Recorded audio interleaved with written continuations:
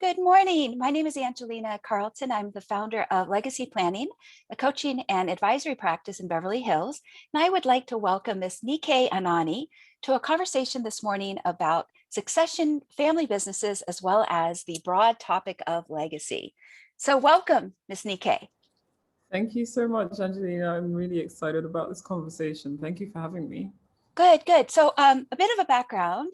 She is the co-founder of African Family Firms.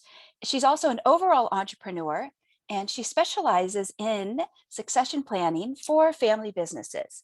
So would you like to share a little bit about your journey? Mhm. Happily.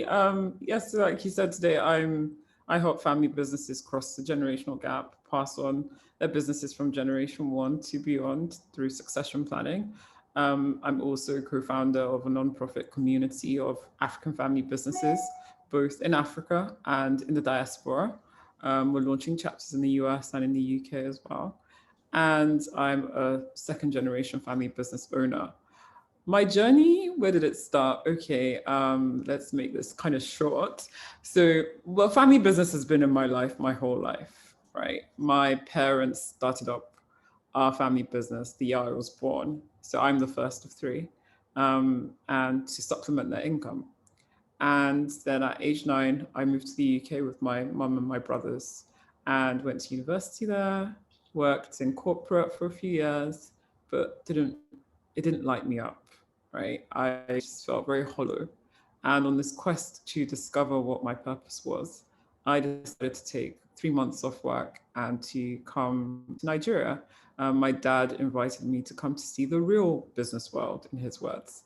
He felt that I was locked up in, corporate and was probably bored. And if I came out into the real world, I Mhm. would be inspired.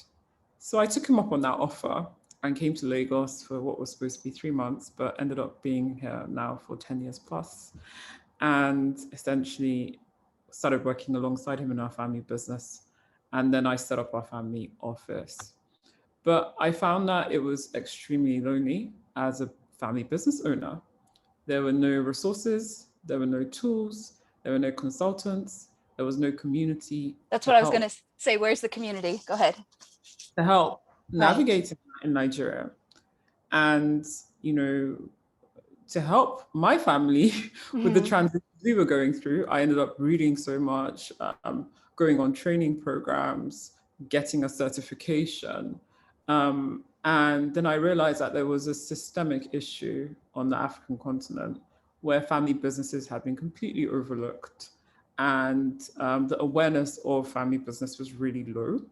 And because of that, there was a lot of focus on the importance of corporate governance, but not enough on family governance, succession planning, so that family businesses could move beyond the first generation. So that started me off on my journey as an advisor.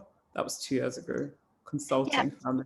I Mhm. just want to interrupt for a quick second to say that I can only imagine that within the corporate world, like let's say hypothetically you were at, Deloitte or something, there would have Mhm. been so much of a corporate atmosphere, like dinner parties and the holiday functions and the weekend gatherings and so forth. And then when you come out of that, I don't want to call it a bubble, but it's definitely there's a lot of structure because somebody else has made the decisions. Then you go into a family business and it almost can feel like an island because unless you make the weekend gatherings of the baseball games or the soccer games or the holiday parties, or you eat with your staff and your company and your people, it's that it's not like ready made. Indeed, the change in culture was major. The structure that you alluded to in corporate was it was very comfortable. But then coming into the family business, and there was none of that, even, you mentioned from a social perspective, but even from like a development and learning perspective, Mm-hmm. I had to be my own HR manager and drive my development. Right. And probably until you can find a mentor, your own mentor in the self-learning. Yeah. Yeah. I just wanted to touch upon that. So the loneliness piece I get, I also want to highlight a little bit of the positive in that I also imagine it's very exciting Because let's say you do step back into corporate America, they will tell you, here's the cap of your salary. Here's as high as you can go, maybe with a glass ceiling, as a woman, and et cetera. And in a family business, the sky is the limit to what you can take on, what your family can take on. And I often say, as women, family businesses present a very compelling place to work because, like you were kind of alluding to, there is no glass ceiling as a business owner. It's yours, right? Mm-hmm. And that's not to say that there are no gender gaps, gender issues in family firms, but that as an owner, you've got agency to shape culture. Yes. And you can shape it in a way that's inclusive, permissive for the next generation of women that are coming through, whether they're in the family or whether they're in the business. And there's a lot of perks in family businesses as well. Yeah. You can work flexible hours. I was talking to a friend the other day, and she was saying that a friend of hers, her daughter had been working with her mother for many years and got in a half, decided to leave and get a job.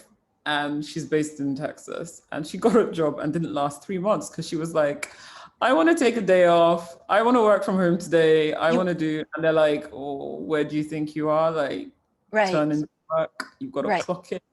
Right. And so that family businesses get a lot of slack, a lot of negative press. But the truth is, there are lots of positives as well as a female.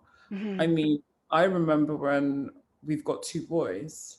The oldest turned 6 yesterday, and the youngest is 3. And I remember when I was planning my maternity leave, whatever that is, because I didn't get one. And I felt really quite cheated because had I been in the UK and in Deloitte, I would have had a year off. Mm-hmm. And here I was, I literally had 24 hours and I was back at my screen and my emails. But in the same breath, there's a lot of flexibility. I can work from wherever as a business owner, so long as my work gets done. There's none of that, eye service. I've got agency, like I said, to shape culture. I can suggest initiatives to really shape and change and alter the course of a business. I've got the autonomy and freedom to discover new opportunities for the business.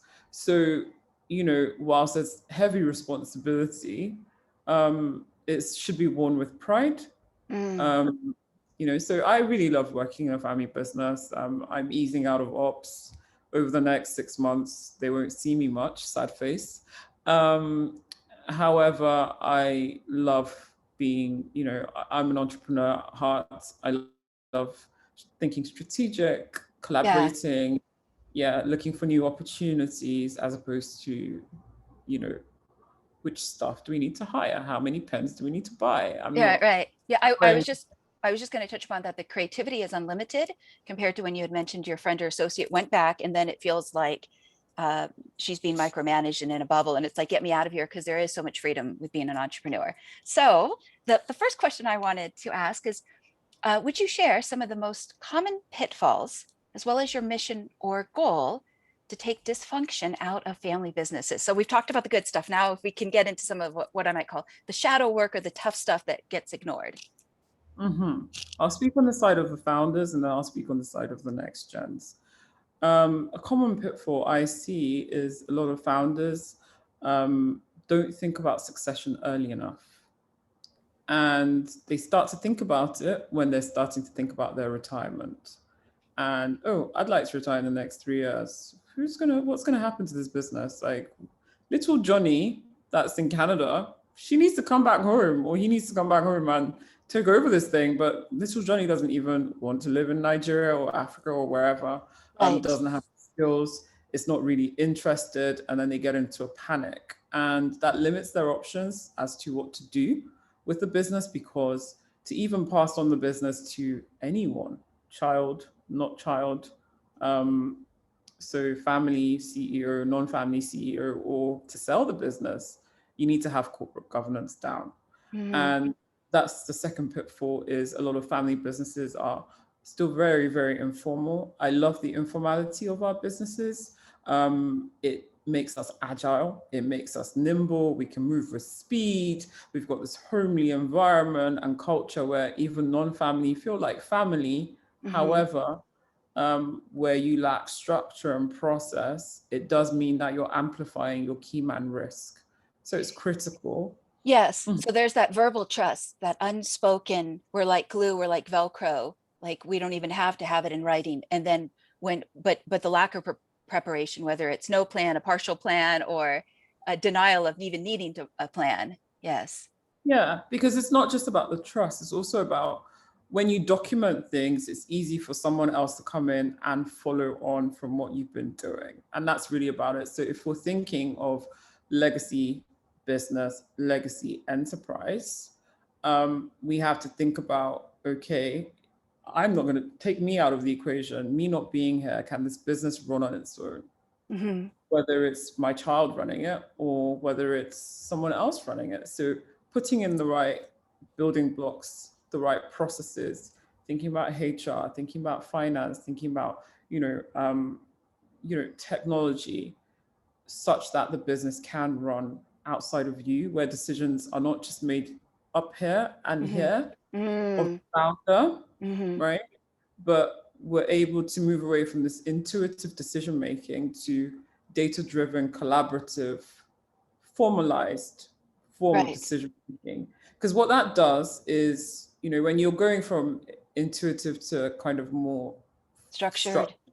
structured, it's easy for Johnny, your children, or the next generation of the non-family to practice their leadership and decision-making abilities. Where it's not structured and they can't make sense of how decisions are made, they lose confidence in their leadership abilities. And so Absolutely. what we often see here in this side of the world is once the founder passes away, the business packs up within 6 months because of that. Yeah. And it's an interesting conversation because I think there's so much more that comes with just running the business. But again, where are the mentors? Where are the guides? Because if you don't know, you could, and I was having this conversation the other day with my husband. I said, let's say you and I have a fantastic sneaker company and it will rival like Reebok and Adidas and so forth. Okay. Not only, let's say if we are phenomenal with the business, but now we also have to think about succession. And let's say that also requires an emotional intelligence, commitment, and skill that, let's say, our parents didn't have. Now, not only do we have to be great entrepreneurs and business people, but let's say we also have to break generational curses within our family to say, we're not going to do it how they did it. We're going to do it better. We're going to communicate more. We're going to change things and care about people's feelings and have open dialogue, even if, let's say, parents didn't. And so I think it asks a lot. Now, of course, if somebody's willing to do it, they will reap the benefits tenfold. I completely agree with all that you said. And then on the side of the next generation, those that are near and dear to my heart, quite often there's a focus on technical ability, tactical items, Okay. as opposed to bigger picture contextual, the why, and behavioral. I think one thing that corporate has done to a lot of our psyches is to make us forget the essence of business. The essence Oh, of business is people, yes. connection, Compared to be relationships. right, compared to being compartmentalized. But they've made us feel like it's all about that idea. It's all about that technical analysis. It's the quantitative is important, but the qualitative is also very important. And Absolutely. similar to that, a lot of next gens come into the business and are very tactical in we need to change this, we need to do that, we need to do this, but fail to communicate the why, The right? why is very important. That's what The why is touches. very Yeah. exactly. Yeah. And in actual fact, your job isn't to get everyone to the destination of this is what we need to do. Your job is to signpost and facilitate the process in which they start to rediscover and see and re-envision how things could be, if that makes sense. It, So, mhm. mhm. Yeah, I was just going to say, I think that's one of the things that when people talk about the difference between management and leadership, to be a leader, I think requires sometimes people to do that inner work of asking those tough emotional questions that aren't necessarily news, sports, and weather. Right? It's easy to talk news, sports, and weather because it's superficial. But if you ask someone like, well, why are you doing that? And let's say the answer is, well, I believe my product or service will eliminate the pain of A, B, and C. That's like they feel that takes like the pain out of their wrist because Mhm. it's personal then. But to talk about the personal stuff is, yeah, it gets Yeah, personal. Yeah, it gets personal. it really does. And then there's also, like I was alluding to, a tendency to focus on the technical things that need to be done as opposed to focusing on harnessing and maximizing relationships. So by that I mean that a lot of the time next gens may assume that they're not being given more responsibility by the founder because the founder doesn't trust their competence. um, they're not up to the job, they don't have the right skill set or what have you. But the truth of the matter is, it's quite often it's more of a behavioral issue as opposed to a competence issue. And I don't mean behavioral issue to say that next gens have dysfunction in their behavior. What I mean is we have to become psychologists and develop deep empathy for the founders. Often founders are walled by fear. Because they can't make a mistake. It's their head on the chopping block. And because of that, there can be kind of, they grab on and it makes it harder to let go. That control. Yes, That yes, control. So all yes. your rational analysis paralysis of the direction the business needs to go in and all the initiatives that need to happen is not touching to their pain points. Their pain point is fear. Mm-hmm. And you need to understand that and start to communicate in a language that they understand and start to communicate in an empathetic manner and Right. start to, when you are suggesting things, ensure that you're speaking to their pain points. And right. In their language, absolutely. Like Their they're, language. yeah, Mhm. yeah. That's very insightful. You know, I had an aha moment the other day, and I'll move on to the second question. Is it's something that had to do with narcissism. I was chatting with a neighbor, and she had said to me that when people are placed into a survival situation, how often they will go into me thinking compared to we thinking. So Oh, me, right. And so I find it very interesting is if you ask somebody, you know, what was the origin of that moment, and you ask them to unpack it, it means that they have to let go of control that moment. And it can be very hard if that's been that thing that has kept them safe. that's so apt. Essentially, that's what I'm also saying is a lot of the time we make it about us. Yes. It's not about you. The fact that your dad hasn't let go and allowed you to have more responsibility is not a reflection of you, right? Mm. It's, if you lean in and look more closely, you'll see that it's due to a fear of his or her. And so, what can you do, or how can you communicate to ensure that your father or mother feels seen and heard? Because that's all we want in life. That's We want huge. to feel seen and heard. Right. Um, Stephen Covey says, seek first to understand and then to be understood. So you need to do that work on developing deep empathy. Sometimes it requires little verbal communication on your part, just listening and Mm-hmm. listening with your ears and to hear their heads and their hearts, Mm-hmm. um, the said and the unsaid.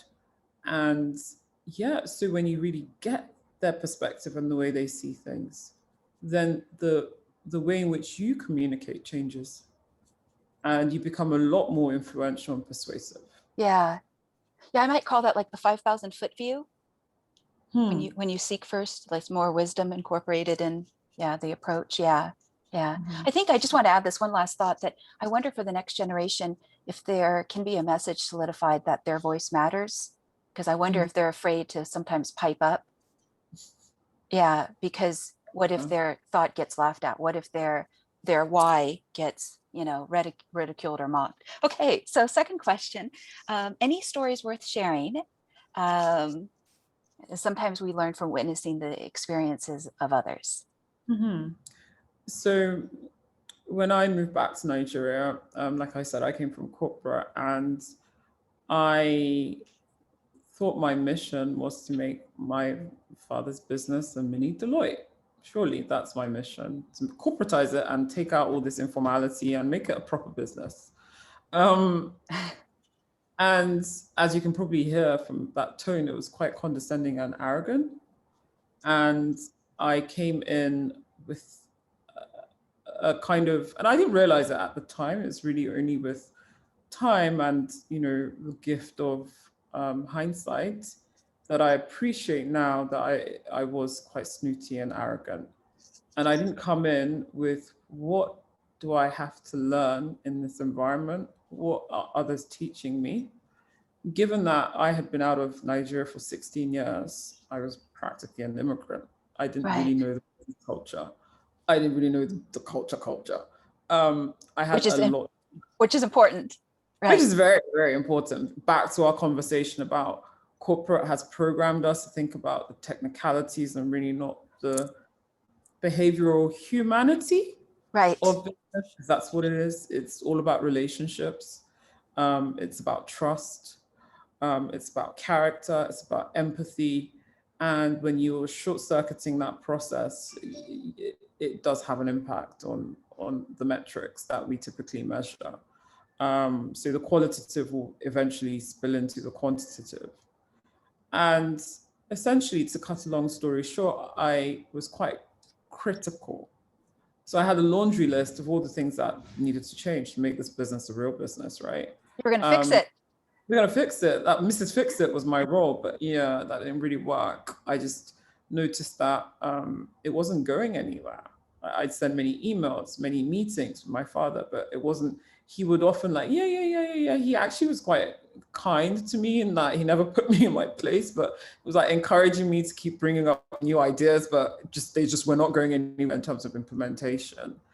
And I realized at one point that I was questioning him instead of asking questions. Mm. I had become the critic, and I hadn't spent enough time studying the environment, the business, my father, seek first to understand and then to be understood, to be able to speak in a language that he would understand. I hadn't spent enough time looking to the why. In any initiative I'd bring up, we need to professionalize, we need to have corporate governance, we need to have more, we need to have a new department, supply chain management. I hadn't spent enough time articulating why that was important, why that was taking us to the destination we needed to take, we wanted to get to. Because the thing is, when you get so used to your own thoughts That's what and I your was. ideas, Mhm.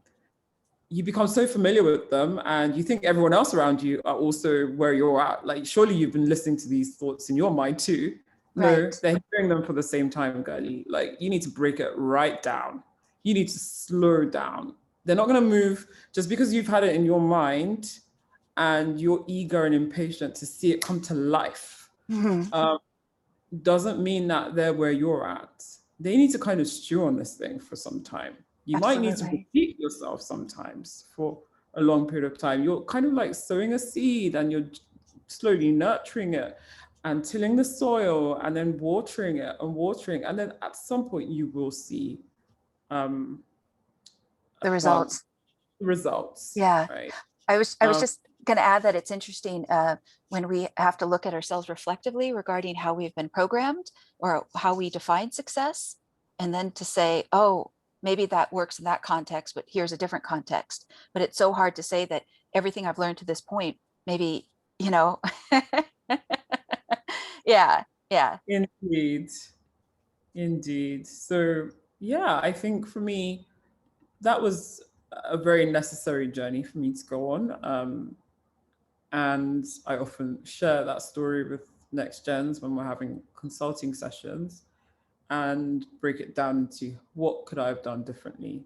And now that you've got the privilege of my mistake, because I believe we learn from our mistakes and we learn from others' mistakes, what can you do differently And going forward? Yeah. And I think it's a life skill, to be honest. Like, it's great that I now understand how to bond better with founders. But seek first to understand and then to be understood. It's something that I do with my kids, even. I do with my staff. I do with just friends. We all want to be seen and heard. We do. Yeah, I was just going to The add that more I we think, feel seen and heard, then we see and hear. right. Sorry, go ahead. Sorry. Yeah, I said, and until we feel seen and heard, then we see and hear. Yeah. Yeah. I think that's very human, because if not, then you can have what I call the standoff. Yeah. That gets wider and wider and wider. I was going to add that I think that's quite a rite of passage to speak into, because it is so personal. And yeah, which leads me to the next question of leading by position versus other forms of influence. Yeah, to get consensus and agreement compared to just leveraging one's authority or title. Isn't that the life of an NextGen? Even those that are not necessarily in the business, it's you have to learn to lead by influence and persuasion, because even sometimes when you have the title, there's someone behind the scenes with a short leash and pulling you right back. Right? Yeah, yeah. In the case of my father, my dad will be 59 this year, so yeah, he's young. So I said I've been in the business for 10 years. So I came into business when my dad was 49, right? Yeah, he's not retiring anytime soon. A lot of the delegated responsibilities I was given was very much like with him sitting there just looking. And so it wasn't by my position, it wasn't by my title or authority. I had to learn to lead by persuasion. Yeah. Yeah. And I can also wonder how it might be regarding dynamics if, let's say, there's a next gen and they are young, and the other people can say, oh, well, he or she has an executive title and yet they're half my age. And so then it's like, how does that next gen or that rising gen then receive the respect and credibility that they deserve, even if they might be, you know? It is a challenge, and it's a challenge in the next gen's mindset a lot of the time. The truth of the matter is, character is really important. So long as you embody empathy, humility, I think generally those around you will grow to like you, right?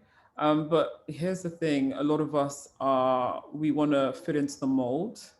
We love the security of the tick box, of categories, of expectations. And so we feel like we're kind of rocking the boat and will not be liked as a result of that. But here's the thing, as a leader, your job is not to be liked. Your job is to to go before as a guide. That's your job. Right. And sometimes when you're going before as a guide, you're seeing things other people are not seeing, because Yeah. your horizon is different from theirs. Theirs is shorter. You are looking way ahead. And so your job isn't to be liked. Your job is to influence and persuade. And yeah, whether you're young or old, I'm not really sure. I've come to realize with the gift of time and the gift of hindsight that a lot of that is insecurities and fears, because we all want to be loved and accepted as opposed to genuinely warranted. Because like I said, you're a leader. We have examples of so many young leaders in different spheres of life. And the unfortunate thing is, because it can be extremely lonely as an NextGen, you feel alone, but you're not. There's a distinction between loneliness and alone. Right. You feel like you're the only one in the world that's going through this situation. You're not. There's so many others, so many young leaders with huge amounts of responsibility that are going through what you're going through.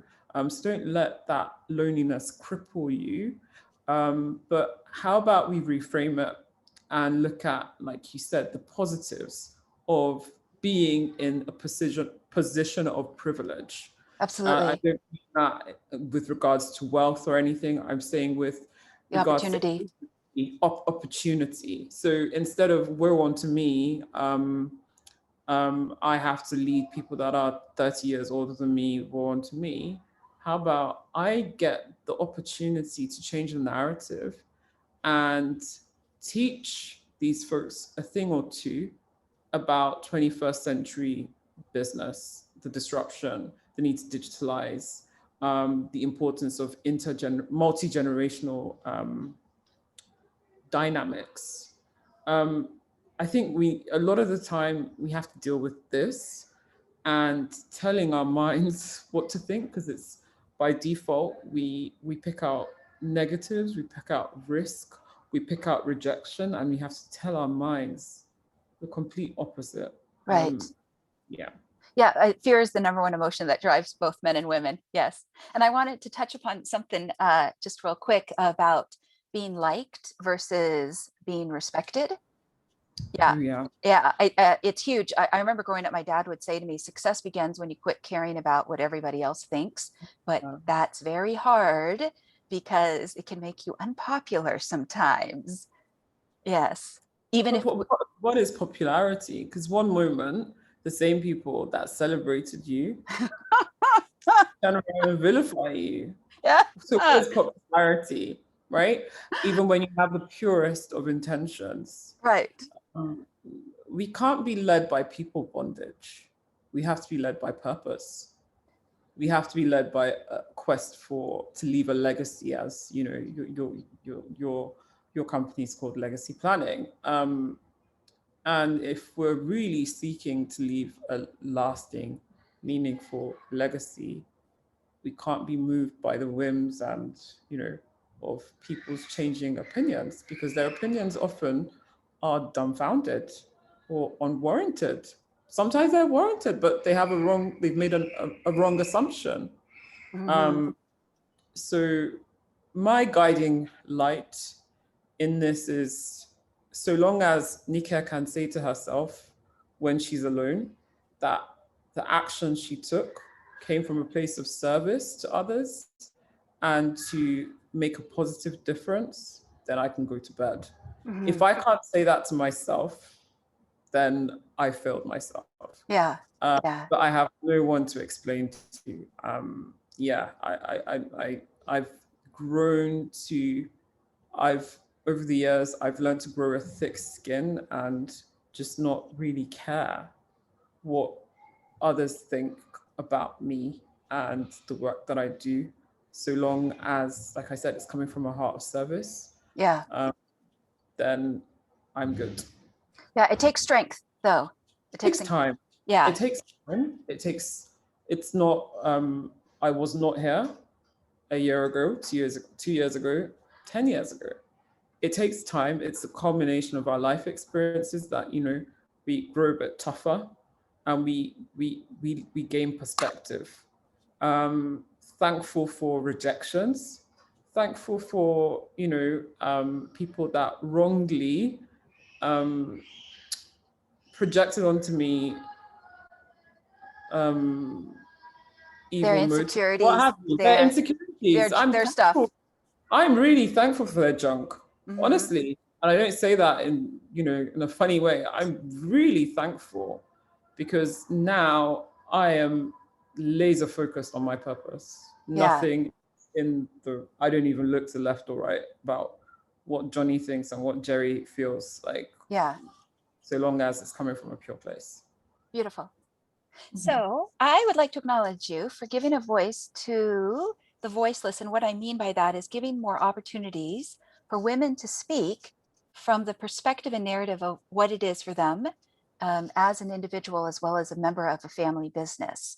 So I wondered, what have you learned from other women that is worth sharing that may not have the time to watch some of your other videos? Oh, that's a loaded question. Maybe just one or two. Or... I'll just say one. The important representation matters. It really matters. We can't pull ourselves up by our bootstraps and help ourselves. We all need to see a bit of ourselves in those that have gone before us, to inspire us to keep going. So representation really matters.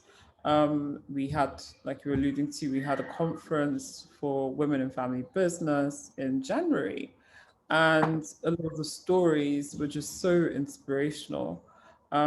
Another thing is the gender confidence gap is so prevalent, and a lot of women quietly feel like they're the weird ones that just don't feel very confident, and they're just not wired up for this entrepreneurship thing. They're not just wired up for this investing thing. And they look at other ladies and they're like, oh, they must have something that I don't have. No, they've learned to quieten those voices. They've learned to do it afraid, quite Mhm. literally. Men don't have to do it afraid the same way women do. We face so many internal negative voices, but you know what? It's kind of like riding a bicycle. Initially, you're a bit shaky and you're a bit scared, and you're like, "Oh God!" And the negative thoughts are saying this, and the negative thoughts are saying that. After a while, you kind of get used to the presence of those thoughts, Mhm. and you get used to doing it afraid. So I think it's important as women to have places of safety where we can talk about those inner voices, And those experiences, yes. experiences, so we can feel normal. Like, oh, okay, so you go through that too? Oh, I thought Yeah. it was me. Like, yeah. Yeah, I just want to touch on this really quickly. I like what you said about doing it afraid, because I think sometimes there can be this perception of, oh, well, she wasn't afraid. She was just fearless. Yeah. That's Oh no, fearless. she was afraid. She was going, what am I doing? Yeah. Who is And she, fearless? yeah, The insane? Like, no one's fearless. Like, yeah, fear is, like you said, it's an emotion. Like, it's hormonal, right? yes. Unless like, yeah, no, I'd rather not say what I was gonna say, Yeah, but it's like the tiger outside of the cave. We still think we can be eaten, and yet we still put one foot in front of the other. Yeah, yeah. Oh, so, and I just wanted to bring this up. There's a phrase known as PhD, or pull her down. And I Mhm. just thought that was, yeah. I wondered if you might have any advice when you're working with a client and they're dealing with getting pulled down by other people, whether it's envy related or, It's very commonplace when you're a person of supposed privilege. Um, a lot of the time, next gens are projected onto them a sense of entitlement. Wealth is shamed in society, and it's not taboo to shame wealth. It's completely, we all, even those that are misogynistic or racist, most of them know that it's completely unacceptable to openly go out and spout racist or sexist comments. But it's not, in society, it's not unacceptable for people to say rich, bitch, Mhm. to vilify people of wealth, right? And that can get extremely, extremely lonely. So again, we're back to being seen and heard. Right. When I'm in that situation with my clients, is I see you and I hear you. Tell me what's on your heart and what your fears are, and tell me those pains. Let's talk about it. We have to acknowledge it first before we heal from it, and we learn how to deal with future scenarios. Right? Um, a lot of us, um, we want to be treated justly. Everybody wants that. Absolutely. Everyone wants, it's an Right. innate thing. Right. That's unfair. That was unkind. That wasn't very righteous. Right. Unfortunately, the world we live in is fallen and broken, I feel, of, all sorts. So how do you live in this broken, fallen world that's full of injustice? And how do you move forward and continue to be a light in spite of that? Yeah. So those are the conversations I have with my clients, um, rather than paint this unrealistic expectation that you don't deserve it and no one should do that to you and that won't happen again. It will Yeah. happen again. Yeah. They will say some crap another time. Yeah. But I said, how do you choose to be a light in spite of this brokenness? Yeah, I still deal with comments about being female. So some people have not. Really? They haven't moved past that one. Yeah, they have not. Even though people think in America they're, yeah, they still come out and say it. But yeah, it's interesting what I call it, the metaphor around the taller blade of grass. And Mm-hmm. being the taller blade of grass might be, whether it's talent, it could be wealth. And so if somebody else has that thing, it's like, well, they have the big red fire truck. Why don't I have the big red fire truck? Well, that's not fair. I'm going to go and tear them down and pull them down. And yeah. And I think for the receiving party, it brings a new level of complexity that they don't realize, and they can be blindsided if they've never had to deal with it before. And often it can happen in families, should Yeah. we say? Yeah. Extended families. So your family is a family of wealth, but you grew up with your extended family, and you might have all started off on the same path and wealth wise, and there's been a divergence. But hey, you might be fine with that, and it doesn't, the money in the bank or the value of your business doesn't define who you are as an individual, but it can be intimidating to other family members. And there's a certain sting that comes from those you love the most, your family, when they are Mm-hmm. the ones putting you down, as opposed to random people on the streets. But I think it's important we have these conversations. Um, and not, I think traditionally we've suppressed these tensions. And society, you're the rich one, shut it, you've got everything you need. What we have, what's the word I'm looking for? We've completely deprioritized our humanity, and Yes. we've elevated money to be the zenith Mm-hmm. of everything in life. And it's not. It Mm-hmm. really is not. Money is important. Yes, it is to meet our basic needs. But show me one person whose void in their hearts have been filled up by coins or bitcoins. Yes. Yes. But No one. yes. Yeah. No Yeah. one. We all want to be seen and heard. We all want to be empathized with. We all want to be treated as dignified beings. Um, so, so yeah, I think it's important we have these conversations. I think these are the alienating aspects of being in a family of wealth. Because a person can be suffering inside, and how do they give voice to it, and where do they give voice to it so How that dare they, you give voice to it, you poor rich person? oh yes, yes, yeah, that part too, right. Mhm. Yeah, woe How to dare you. you give voice to it? Yeah. Some of us have bills to pay that we can't. But like I go back to it, money is not the end and be all of our existence and humanity. It really is not. I think we all have different guiding compasses as to what those are. For me, it's service to humanity, right? I'm grieved by injustice. I'm grieved by inequities. And my life purpose is to play my part in narrowing those gaps. So when you're faced with comments like that, I find it very, like you said, it's a projection of their insecurities. It's a projection of their frailties and their brokenness. And I think there needs to be more conversation on, we need to have more empathy for one another in two directions. So the Mm, so-called privileged need to have empathy for the underprivileged. And right. this is cutting across age, cutting across gender, empathy for men and women. It's cutting across wealth. It's cutting across all strata of society. I think we just need to acknowledge our humanity. I think it's very important. I think it Mhm. will then create a less divisive world and show more commonalities, and also allow the expression of what people do experience to come forth. Yeah. Indeed. So Indeed. it's not about how, you are different, or, what you have. Because like you said, nobody needs more coin or Bitcoin in their heart.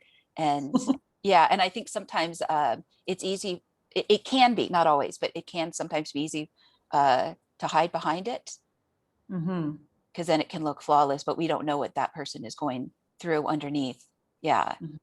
And it's, their experience is very real. And it's surprising how few people they have to trust. sometimes, Okay.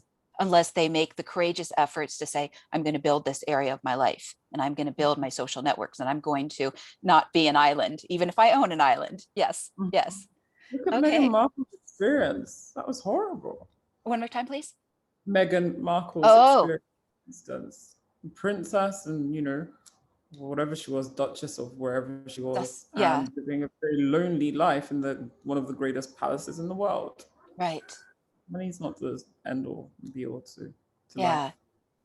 life. I wonder if she feels in integrity that she has spoken out, because I don't know how much Diana spoke out. Yeah. Diana Yeah. didn't have the privilege to the way Meghan does. Yeah. Mhm. Family businesses. um, Indeed. yes. Yeah. I commend her courage because she was So do strong. I. Yeah. Extremely strong. Although I have gotten into discussions with my parents about this. It's interesting, the different generations view. A lot to unpack there, but yeah. Different. Yeah. Yeah. Yeah. It's a That's for changing another day. world. Yeah. It is a Uh, changing one. one of the traits that come from family businesses is knowing the lines and supporting the boundaries between the business and the family. There is a psychology term known as enmeshment, where it can be or it can become hard to see and recognize the distinctions of being able to say yes or no. What are some of the solutions to clarifying as well as making the space to create, speak, and honor boundaries around Mhm. roles, one's time, one's purpose, etc.? Mhm. I love this conversation on boundaries. It's so major as humans. Um, I think before you get to the piece on boundaries, boundaries are like policemen that are enforcing the law. You first need to know what the law is, and that's what do you stand for? What are your values? And what's really important to you? And unapologetically owning your values without shrinking back or caving into other people's values. I think a lot of the time we cave into other people's values, um, and we're at their mercy, to be perfectly honest. So, who are you? What are the 5 things that are your guiding compasses in life and are absolutely non negotiable for you? And then it's then thinking of how do you enforce those in terms of, okay, your values, what does that look like in terms of behavioral and in terms of like day to day? And then what structures are you going to put in place to ensure you preserve those values? I'll give you an example. For instance, for me, honoring myself, my health is fundamental. So as a business owner, it's very easy to wake up in the morning and be at the mercy of other people. You've got approvals to do. You've got things that you've always got a laundry list of things to do. You've always got people that need to see you and meet you. You're always under pressure, and it's easy to cave into that and be at the mercy of that instead of directing your day. So it's important to me that my health is catered to, because back to my guiding star, my mission and my what drives me is to I need to look after myself and maximize that so I can maximize my service to other people. Um, so there's certain things I do not do before I have breakfast, before I have go for a run. There's certain non-negotiable blocks in my day that are no one can book a meeting with. After a certain time, I leave my office and no email gets attended to, because my mental health is important. So I think is there's been a lot of kind of unspoken sense that self-care is self-indulging, um, and sport you going to the spa 3 days a week kind Or of a thing. selfish. Yes. Yeah, like you're selfish, and that's just absolute nonsense. Like, do you want to give people the crumbs of you, or do you want to give them the best of you? Do you want Mhm. to feel pulled, tossed and turned in every direction to the point where even when you're saying yes, yes, yes, yes, yes to everything, you don't have the presence of mind, the quality of your contributions is depleting, and you've not served people and you haven't served yourself. Mhm. Is that the alternative? So that's just an example. So I think it's really important to get clear on what are your values, what's really important to you. Really discover that and don't feel shame in that. Yes. Don't feel shame in that. What's Right. important is important to you. It's your priority. And I think as women, we often feel like we have to be a sacrifice to everything and everyone. Why do we feel that way? Um, and own it Absolutely. unapologetically. It might take you time to own it unapologetically, and Yeah. then in enforcers to ensure that you preserve those values. I just wanted to add that I think that when you can do that, like within your family business, it opens up a space that other people can say, maybe I can do that too. Like when you, like as a role model, like you embody it, you own it. It Yeah. gives permission to other people, and guess what? They respect you more. Oh, Um, yes. the Yeah. irony is you feel like, oh my God, they're gonna hate me. Yeah. In the But when you say, gauntlet. no, I can't do that because well, I last year I did this thing where I wasn't gonna say sorry and I wasn't gonna give it a reason. And oh boy, it changed things. It's like I'm not available. Done. Yeah. That's a full sentence. Or no Yeah. No is is a a complete sentence. full Some people don't like sentence. that. It's complete. It's done. Full with the period at the end. It's done. Right. I don't have to say I apologize because A B C D E or I have to give you a reason. It's a full sentence just because it's my life and I direct my life. Correct. You're I not think. entitled Mhm. to certain things. Your expectations are your expectations. My expectations are mine. And I Mhm. have the responsibility to direct my life, steward my gifts, my time, my money to ensure that I'm doing the best I can to, like I said, my guiding compass to make a positive impact on the world. Yeah. It's interesting the gauntlet though some people have to go through, even though at the end others might respect them in that journey. It's like, oh, testing and testing and testing and testing. And yeah, yeah. How many more football players do I have to run through? Yes. Indeed. Indeed. Okay, so do you think it is hard for founders or the senior generation to step down because they need something to look forward to after they've lived an entire life under the pressure to be successful, or maybe it's pride of their work, or to make that business work? Gosh, that Because is there can, loaded.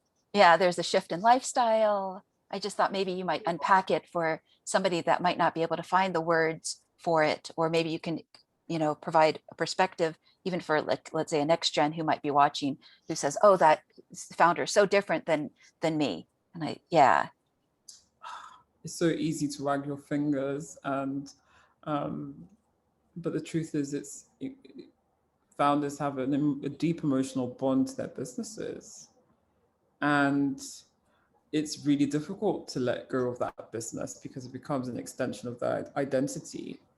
And who wants to amputate their arm and give it over to someone else, right? right, So it takes deep work to, the word isn't disengage, but kind of not be as embroiled in the business emotionally and rethink, re-envision, what does this business mean to me? Perhaps it being a source of pride to me, it being a source of joy to me, isn't necessarily me being the director of the business. And I don't mean that in the fiduciary term, I mean that the person that's driving the business, right? Perhaps there can be a reframing that the legacy is mm, error, right? right, It takes deep inner work, and that work takes time, and it's just to have empathy yeah, for and help them through that transition. No one wants to be separated from their baby. yeah. They helped create it. It's interesting when you gave the metaphor about it, the body part, because it reminds me of, like, if I have a business and I give part of my liver to you, I still have another, right? It's that energetic connection is always there. It's like people who Oh, have, like, a, I don't know if you've heard this. Yeah, the story is like if they get an organ, they still have the memories. Yeah, it's very personal. yeah. Mhm. Yeah, especially if they helped craft that business and that business is a part of their legacy and now they're passing it forward? You know, will the next generation define it the same? Will they develop it the same? Will they preserve it? Yeah. Mhm. Yeah. Okay. Interesting. Couple more questions before we wrap. In the past few centuries, sometimes it appears men's voices have dominated decision making in what is deemed sound, logical, just, right. What have you seen that comes with a woman of each generation as she steps forward more as a leader in both the reactions of men and women? And what might you suggest to women when it comes to dealing with this? Mm. Like the complications, the complexity, Mhm. the blind spots. Yeah, no, for sure. You're completely right. Men's voices have dominated, and it's time for. We are seeing on the positive side, we are seeing a fading of patriarchal systems and more permission for women to come forward as leaders. But that's not without rocking a boat, right? Mhm. Like you alluded to. And actually, in moments of disruption and moments of change, you will always step on toes, and it won't be necessarily well received.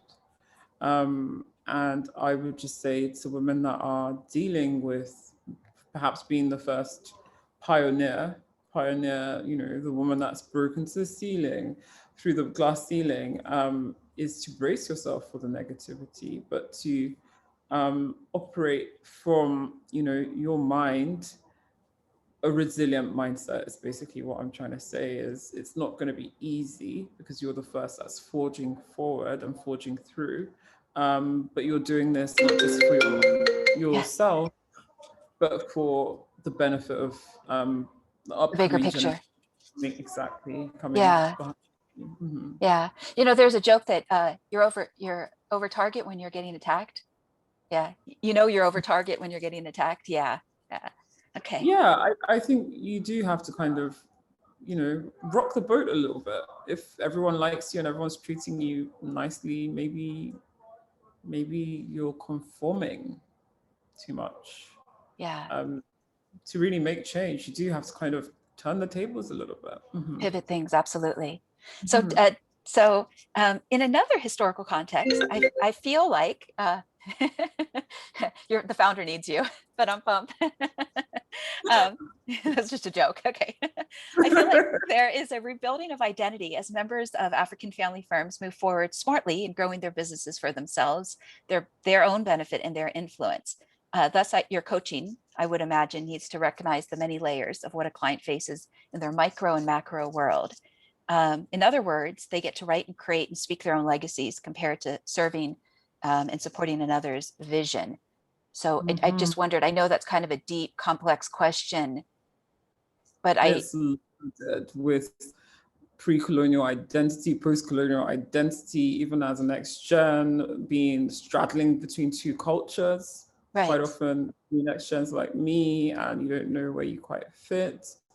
Again, it's about permission to be Yeah. um, actually allowing yourself to delve your foot into that water and explore you, whoever you are, not being conformed by um, the limitations and the expectations of man of you as an African or what have you, or as a young person or what have you. And I think it's actually a very exciting time to be an African in that we can rediscover who we are as a people. We've been told who we are for the longest time, and a Mm, lot of who were told who we were inaccurate and actually not absolutely.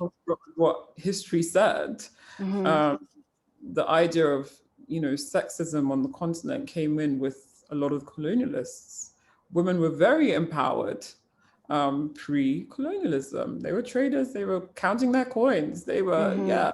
They were active politically. They had a voice. So I think it's permission, giving yourself permission to explore who you are. Okay. And last question, what would you like your legacy to be? Service to humanity. I think I've said it like 8 times in this. Okay. It grieves me that our world is just so unfair and has so many um, enshrined biases. Um, And I think it's really important that, we all recognize our privileges and try and use our privileges to build a fairer world. And Absolutely. my little world is the world of family business, seeing that Africans don't get left behind and are able to have generational wealth. Because whilst I had a whole conversation about how money doesn't matter, Hmm. it does matter as well, It's a because tool. it's a tool, Hmm. it's an enabler. Hmm. It's an enabler to making an impact on the world. It opens doors in terms of social capital. Right. Um, and if we don't preserve financial capital or social capital, we will get left behind as a people. And Right. that it's important that we make a stamp on the world and we show the world who we are. We Right. submit our ideas and our perspectives, because I believe we have unique perspectives that are of benefit to the world. And likewise the other way around as well. But diversity of thought, diversity of people, and collaboration of, inclusivity is Absolutely. really life. Mm-hmm. And the good news is in the luxury world, it's happening more and more, for instance. But if we talk about, before we close this conversation, the population of the world, I think something like half the world's population is under the age of 25.